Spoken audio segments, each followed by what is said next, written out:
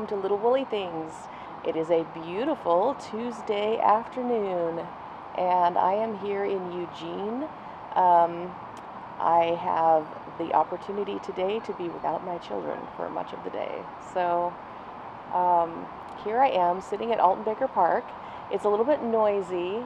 They are mowing the grass today. Who knew they would mow the grass on a Tuesday afternoon, you know? So there's a lot of traffic noise.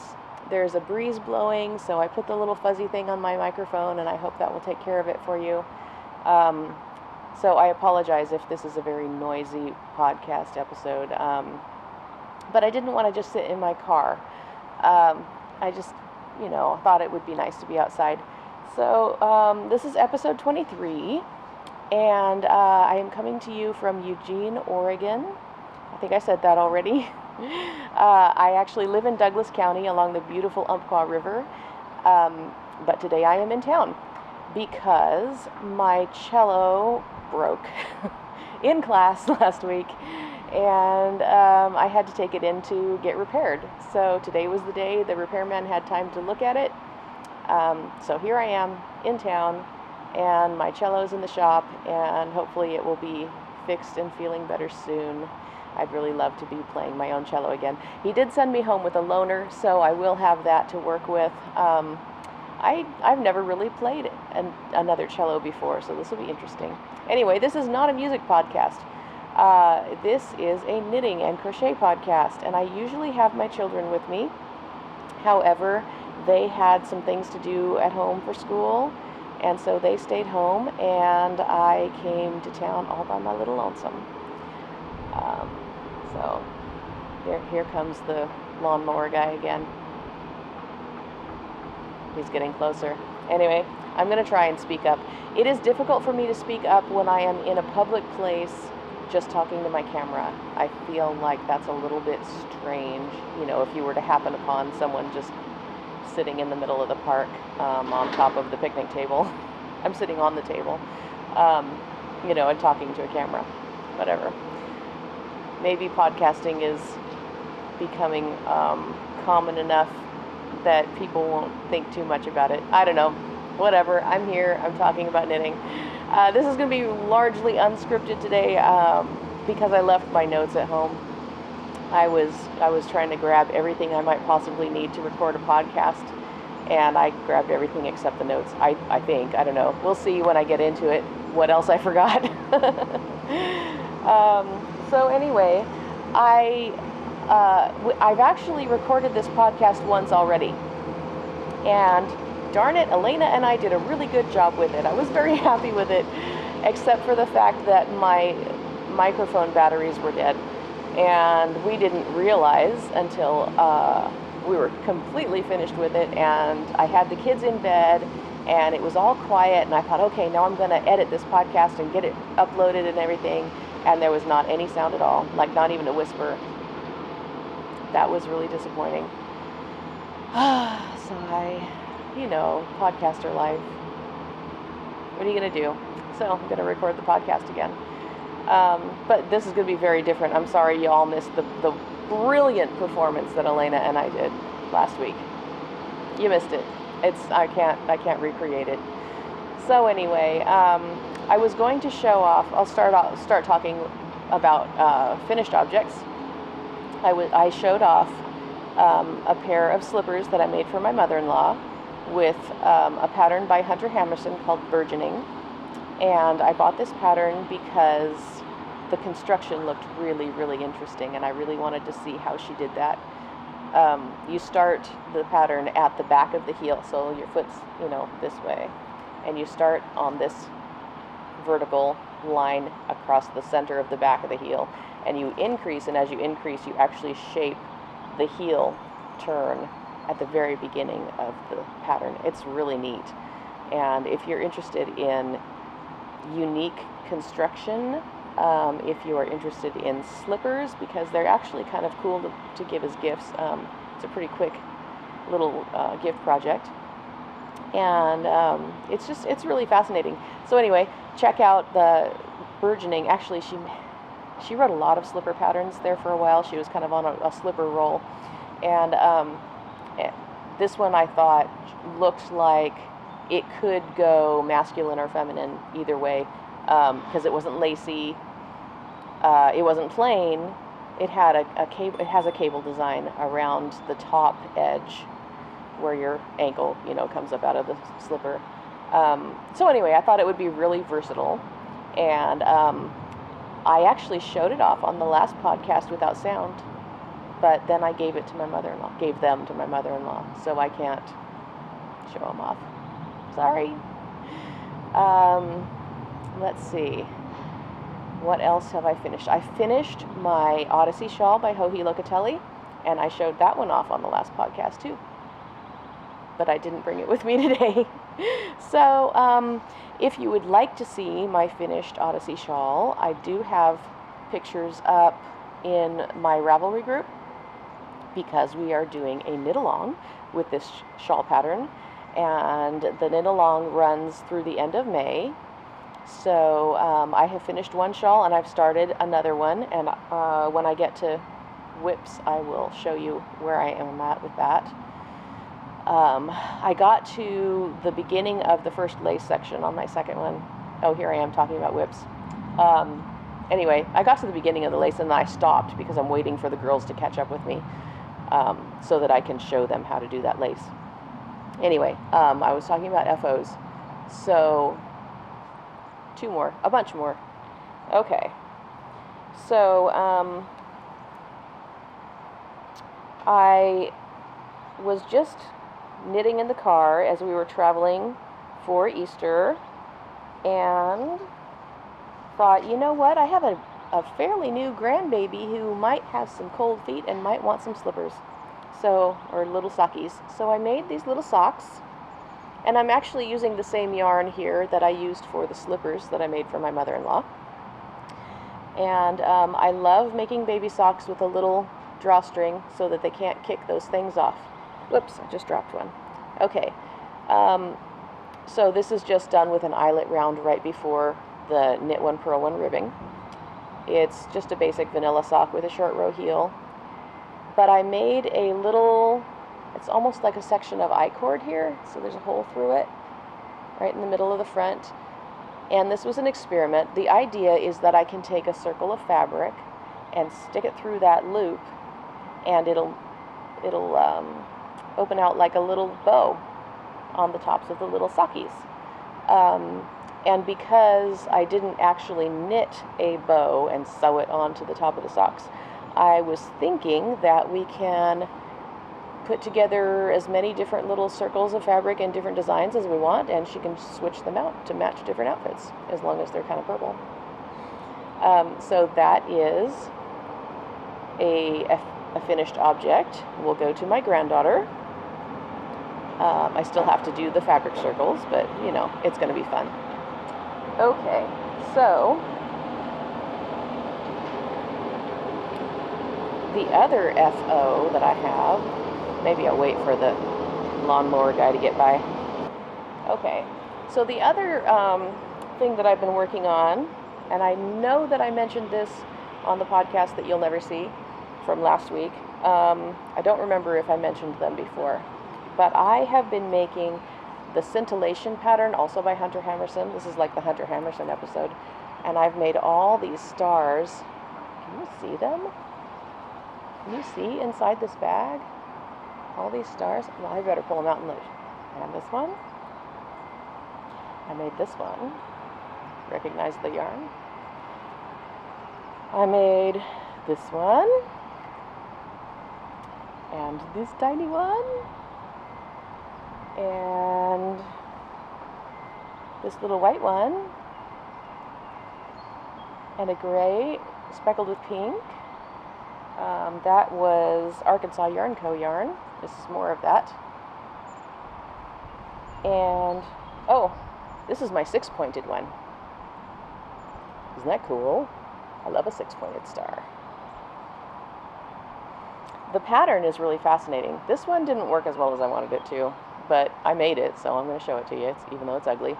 I used a metallic yarn, and because you put stuffing in these, you have to work the stitches fairly tight, and as I pulled the stitches tightly, Apparently this had like a nylon core that worked its way out between the fibers of the metallic part, and so, I don't know, it's cute in an ugly sort of way, I guess. And, oh, this is the first one that I made. He's really ugly because I didn't follow the directions. I read through the pattern and went, oh, now I got it. And then I worked it and went, that doesn't look right. What did I do wrong? And I was doing the decrease wrong in the center line toward the point. But then I figured out what I was doing wrong because I actually read the pattern and followed it. And these ones are cute. These ones are Knit Picks palette. If I use a size 1 needle, it works just perfectly for me for palette yarn. And if you use palette, I don't know if you're familiar with Knit Picks yarn, they have this fingering weight called palette, and it has like 150 or more colors. I don't know. An amazing palette. And so, yeah, if you want to do any kind of color work, anything, as long as you don't mind that it, would felt if you put it in the washer and dryer, palette is great. And you can make all the stars in all the colors if you happen to like to collect things with lots of color options like I do. Back in the early 90s, I got into cross-stitching, and I could not just cross-stitch a pattern. I had to collect one of every single DMC floss color. So then when I discovered Knit Picks palette, I had to have one of each color of all of the palette yarns. And they actually offer that as a package, but I'm too much of a cheapskate to buy the package all at once. So every time I ordered a yarn from Knit Picks, I got 1 or 2 palette colors. And I actually had a list of all of the colors with the ones that I already had marked off so that I could make sure that I ordered the ones that I needed. Yeah. I don't know if that's good or bad. That's just what I did. Anyway, there are still a few colors that I don't have, but I have a lot of them.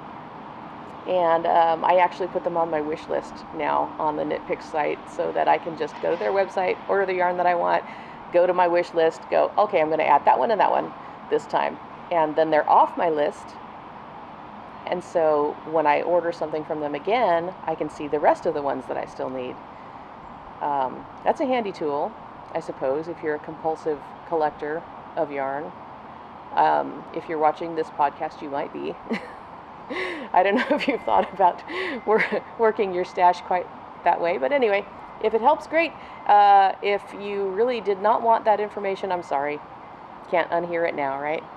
Anyway, the last of the scintillation stars that I made, I decided to take a worsted weight acrylic and a fingering weight acrylic yarn and hold them together to make something much more bulky, and I got this. It's very pink, and it has gold sparkles because the fingering yarn is a gold sparkle yarn, and I just love it, and I want to make them bigger. I want to make them big. I want to make them like floor pillow cushion size, like a beanbag star pillow. I really, really do. And so I thought I was going to be staying in town all day long so that I could pick up my cello at the end of the day, but the repairman isn't going to be able to have it finished today like he told me he would. So anyway, I brought some knitting with me because what else am I going to do while I'm in town by myself but sit and knit, right? Record a podcast, visit some yarn shops, without the kids following me along and, saying, when are we going to leave? I have to go to the bathroom. All those things. So anyway, this is only the beginning of the large stars. I'm going to make some more. I'm so excited about this. But I brought some chunky acrylic yarns to play with so that I could hold a bunch of them together and make, work on a big star. Got a big cable needle here. I've had some people comment as I've shown this off on my Instagram account that they thought the stars were kind of fiddly to work, and I gotta admit they are fiddly, and I had to work a few of them before I really had a technique figured out that I liked. I discovered that with the really tiny ones, I really need to work those with double point needles, but with the larger one, like this one especially, I can do that one with 2 circular needles. I like to use like a 36-inch cable, and so what I do is I cast on with the 2 needles held together with a figure 8 cast on, and then I just take the bottom needle and pull it out, and then wrap around the top needle and use a magic loop, off the end, and then I knit that way with the 1 needle, and when I finish off the first side, pull that needle off, and then flip it over and work with the second needle, and that works really well. But if you want to make the really tiny ones, I have been using a circular needle for my cast on, and then leaving it hanging, the second side needle hanging, but that gets kind of hard. That's the fiddly part, is when you wrap it around. I use a set of double points on the top, on the first side, but that cable doesn't always want to close, and so it puts tension there. If you were to be more patient than I am and actually thread a waste yarn through that, it would be, I think, a lot less fiddly to work. I just pull it extra tight and make sure that nothing slips there. But then it's hard on your hands, and so you get tense, and your hands hurt, and your shoulders hurt, and your neck hurts if you're pulling it too tight. So I would say if you are a loose knitter and you want to make those stars, you probably need to go down a needle size or 2 from what you expect. Make sure your needle tips are sharp so that you can get in there in those tight spots, because you don't want your stuffing to puff out between the stitches. And anyway, they're a lot of fun. You may have noticed that I've made a few of them here. They're kind of addictive. I don't sit down to purposely knit stars, but I have the pattern memorized now, and I understand the concept, so I think I could make any size star. I have been altering stitch counts and things to make them bigger or smaller. But I just sit, like when we're watching a movie together, or if I don't know, just usually when I'm watching something with the kids, I'll just pick up my needles and poof, I got a star. Anyway, so that's how the stars are coming along. I don't know that I consider them a project. They just happen to appear when I'm sitting there and my hands need something to do. Okay, so should we talk about whips? Maybe? Since I started talking about this one, I will continue talking about it. This is my second Odyssey shawl.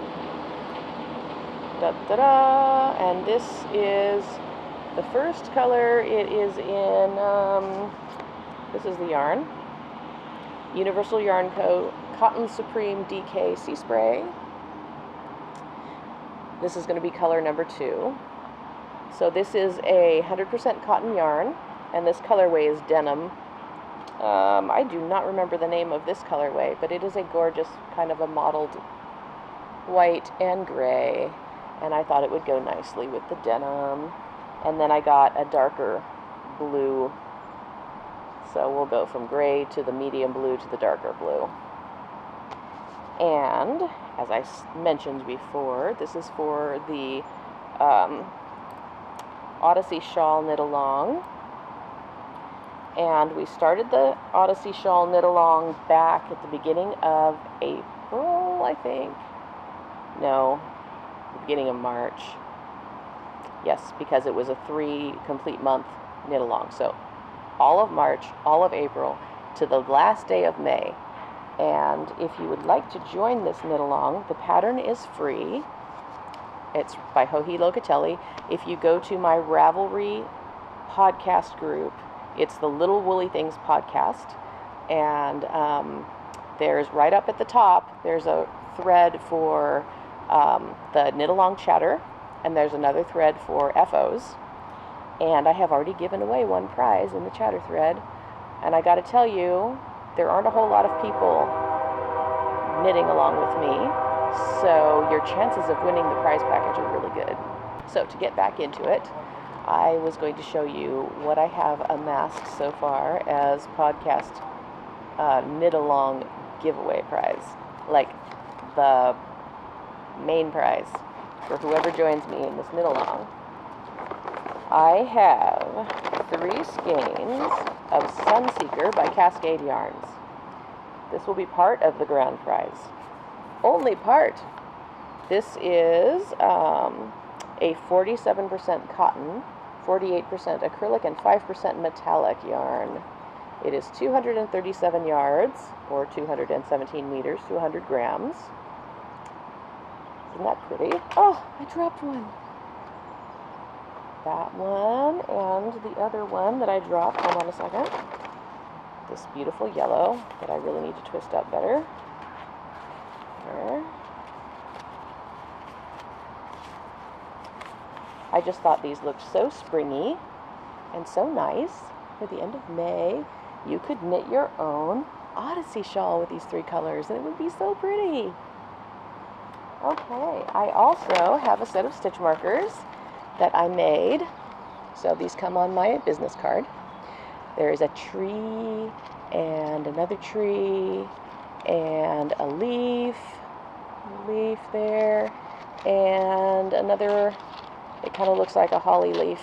If I can get this out there where you can see it. There it is. A little holly leaf. So trying to go with the spring theme. And that's not all. We also have 1 skein of Lolo Did It Sparkle Sock in the colorway Smells Like Fall. Now this is gorgeous stuff. This one, excuse me, is a fingering weight, of course. 75% superwash merino, 20% nylon, 5% stellina, and check out that gorgeousness. Oh my goodness. Like, you guys have no idea what a sacrifice this is for me to send this to you, because I have never knitted anything of my own with Lolo Did It yarn. So someday I will buy a skein for myself, but I got this one for you guys. That is going to be the grand prize for the Odyssey shawl knit along.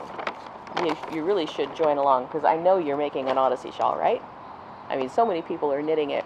You might as well put it in the FO thread on the Little Woolly Things podcast group on Ravelry and see if you win the prize. Why not? You know? Pop in, introduce yourself, say hello. I would love to meet you. And I think that's about all that I have to talk about knitting. If you would like to visit my Etsy shop, I have patterns for sale there. I have a few finished items, not very many.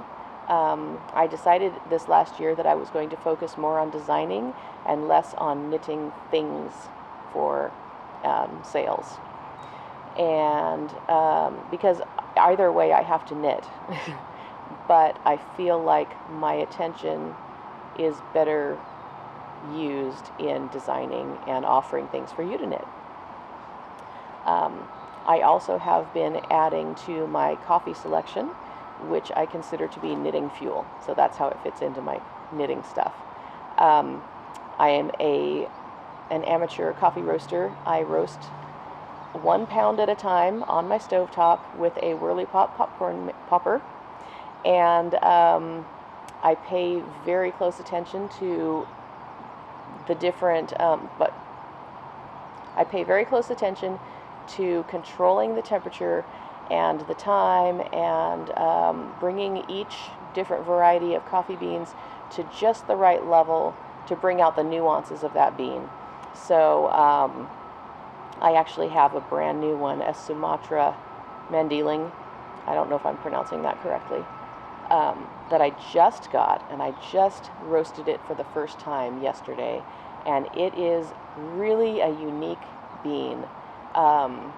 It has a little bit of a bite at first, but then it just mellows out into this wonderful, flavorful coffee. I think that I could have roasted it a little bit darker than I did, which might take care of that little bite at first. When I get that roast really hammered out the way I like it, it's going to join my coffee in my Etsy shop. So the other thing I'm really excited about in my Etsy shop is that I have acquired some small sample size bags. So now you can order a variety sampler of 3 different coffees, hand roasted by me. They will be perfectly fresh. I roast them when I receive your order. So, if it takes 3 days to ship the coffee to you, it means your coffee was roasted all of 4 days ago. It's very fresh, very aromatic, and I tell you, it'll spoil you for coffee anywhere else. So be forewarned, if you want to try my coffee, it just might spoil you. Yeah, it's good stuff. I really love my coffee. And I had no idea what coffee could be before I started roasting my own coffee. If you are interested in learning how to roast your own coffee, shoot me a line. I'll tell you everything I know, which will take about 30 seconds. But there is a group on Facebook that I'll point you to that will give you everything that you ever wanted to know about roasting coffee. And they generally do it with a joke and a smile. They're a great group of people. So anyway, I think that's all I have today. I hope that you can hear me with all of this noise. I knew there was going to be some traffic noise here at the park, but I didn't realize it was going to be quite this much. Anyway, the next podcast will probably be back home in my living room or my dining room, or out on the deck with the rooster noise. So I hope you all are having a wonderful day, or night if you're watching me at night. I normally watch podcasts at night after the kids go to bed, so I totally understand that. Anyway, I hope that it is beautiful where you are, and just want all of you guys to have wonderful days and enjoy your knitting, enjoy being creative, and just making stuff. Anyway, I will talk to you next time. Thank you so much for spending your time with me and knitting along with me. And I really want to connect with you, and I would love to see your projects if you post them in my Ravelry group. Hit the like button, subscribe, and I will talk to you later. Bye.